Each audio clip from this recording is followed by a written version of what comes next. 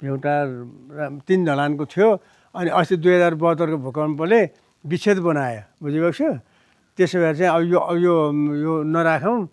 यो चाहिँ नि यसले धराप हुन्छ, मान्छेहरूले आवागमन गर्दा चाहिँ थिच्छ, इँटा खस्छ लाग्छ, झ्याल खस्छ लाग्छ भनेर डोजर लगाएर यसलाई 2 ढलान चाहिँ पल्टाइदिए है।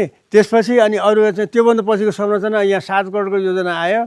वरिपरि चाहिँ यो धुलीखे यो देवस्थान पार्क भन्ने जुन एउटा अभियान चलाउनु भयो अहिलेको मेयर साहबले, 7 करोड रुपियाँ विनियोजन गरे भन्ने कुरो चाहिँ बुझियो होइन। बुझियो, टेन्डर भयो, काम भयो, पैसा चाहिँ नि यहाँ काम भइराखेको थियो।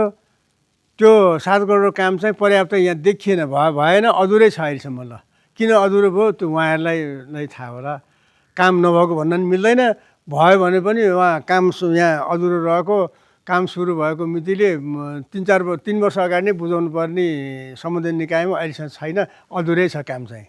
बत्तीको काम छ, वरिपरि चाहिँ यो पानीका फोराहरू राख्ने काम छ। अब यिनै प्लास्टर भएको छैन, यो माथि यो गजुरको यो त राखेको यही बाँकी छ। काम चाहिँ अधुरै छ भन्नुपर्दा हजुर। जुन समयमा सुरु गरेको सम्झौता छ, यतिमा बुझाउने भन्ने सम्झौता छ, त्यो अनुसार चाहिँ छैन।